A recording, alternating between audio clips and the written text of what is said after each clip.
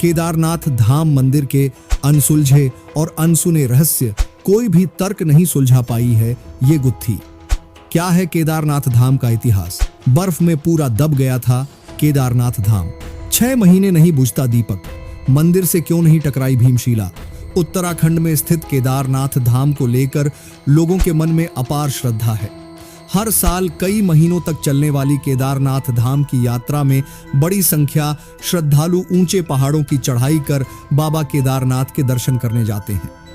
सिर्फ देश ही नहीं बल्कि केदारनाथ धाम की यात्रा पर बड़ी संख्या में विदेशों से आने वाले श्रद्धालु भी होते हैं। छोटा चार धाम की यात्रा का एक महत्वपूर्ण हिस्सा केदारनाथ धाम न सिर्फ पंच केदार बल्कि 12 ज्योतिर्लिंग का भी अभिन्न हिस्सा है। केदारनाथ धाम को लेकर लोगों के मन में जितना श्रद्धा का भाव होता है, ठीक उतना ही इसके प्रति कौतूहल भी होता है। दरअसल केदारनाथ धाम व मंदिर से जुड़े कई ऐसे रहस्य हैं जिन्हें अगर विज्ञान के तर्क से सुलझाने की कोशिश की जाए तो ये उलझने सुलझने के बजाय और भी उलझती जाती हैं। हम आपको यहाँ केदारनाथ धाम मंदिर से जुड़े कुछ ऐसे ही रहस्यों से रूबरू करवा रहे हैं। क्या है केदारनाथ धाम का इतिहास?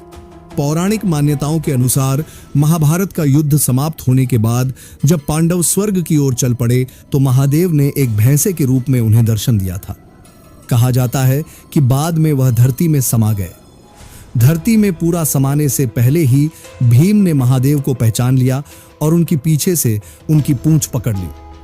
जिस स्थान पर यह घटना घटी उसी स्थान को वर्तमान में केदारनाथ धाम के नाम से जाना जाता है। सबसे पहले इस स्थान पर केदारनाथ मंदिर का निर्माण पांडवों ने ही किया था। बर्फ में पूरा दब गया था केदारनाथ धाम। मान्यता अनुसार पांडवों के निर्माण के बाद यह मंदिर लुप्त हो गया था। इसके बाद लगभग 8वीं सदी में आदिगुरु शंकराचार्य ने इस मंदिर को ढूंढ निकाला और फिर से भगवान शिव के इस मंदिर का निर्माण करवाया। केदारनाथ मंदिर के पीछे ही आदि शंकराचार्य की समाधि है। माना जाता है कि केदारनाथ धाम लगभग 400 सालों तक बर्फ में पूरी तरह से दबा रहा। वैज्ञानिकों का मानना है कि 13वीं सदी से लेकर 17वीं सदी तक छोटा सा हिमयुग आया था। इसी दौरान यह मंदिर बर्फ में पूरी तरह से दबा रहा, लेकिन इस वजह से केदारनाथ मंदिर को कोई नुकसान नहीं पहुंचा। 6 महीने नहीं बुझता दीपक। आदि शंकराचार्य के बाद लगातार समय समय पर इस मंदिर का जीर्णोद्धार होता रहा। कहा जाता है कि पहले 10वीं सदी में मालवा के राजा भोज और बाद में 13वीं सदी में भी इस मंदिर का जीर्णोद्धार किया गया। केदारनाथ मंदिर के कपाट मई के महीने में खुलते हैं और दिवाली के बाद भाई दूज के समय शीतकाल के लिए केदारनाथ मंदिर के कपाट को बंद कर दिया जाता है। इस समय भगवान की शीतकालीन गद्दी ऊखी मठ में होती है, जहां बाबा केदार की चल विग्रह को स्थापित किया जाता है। मान्यता है कि 6 महीने के लिए जब मंदिर को बंद किया जाता है तो मंदिर के गर्भगृह में एक दीपक जला दिया जाता है जो अगले 6 माह तक जलता रहता है।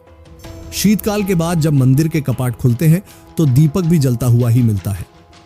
आश्चर्य की बात है कि जिस समय मंदिर के कपाट बंद रखा जाता है तब इस मंदिर के चारों ओर बर्फ की मोटी परत जमी रहती है। यहाँ किसी भी इंसान का कोई नामो निशान नहीं होता, फिर भी दीपक कैसे जलता हुआ मिलता है? मंदिर से क्यों नहीं टकराई भीमशिला? 16 जून 2013 की रात जब केदारनाथ धाम पर प्रकृति का कहर बरपा था, उस समय आए जल प्रलय ने केदारनाथ घाटी के आसपास के कई गांवों को पूरी तरह से तबाह कर दिया था। केदारनाथ मंदिर के आसपास मौजूद होटल से लेकर घर और दुकान तक सब कुछ ताश के पत्तों की तरह पानी में बह गया था, लेकिन केदारनाथ मंदिर के किसी भी हिस्से को जरा भी नुकसान नहीं पहुंचा। आश्चर्य की बात यह भी है कि पानी के बहाव के साथ पहाड़ी से एक विशालकाय चट्टान मंदिर की तरफ आई, लेकिन मंदिर के ठीक पीछे वह चट्टान रुक गई। इस चट्टान ने पानी के बहाव को 2 हिस्सों में बांट दिया, जिससे मंदिर को कोई नुकसान नहीं पहुंचा। इस जल प्रलय ने जहां 10,000 से भी ज्यादा लोगों की जान पल भर में छीन ली, लेकिन मंदिर को जरा भी नुकसान नहीं पहुंचा पाई। क्यों? वह विशालकाय पत्थर पानी के बहाव में आगे नहीं बढ़ा, क्योंकि अगर वह पत्थर तेज रफ्तार के साथ मंदिर से टकराता तो मंदिर को निश्चित रूप से नुकसान पहुंचता, लेकिन इस पत्थर का अंगद के पैरों की तरह मंदिर के पीछे जम जाना ही अपने आप में सबसे बड़ा रहस्य है, जिसे सुलझाया नहीं जा सका है।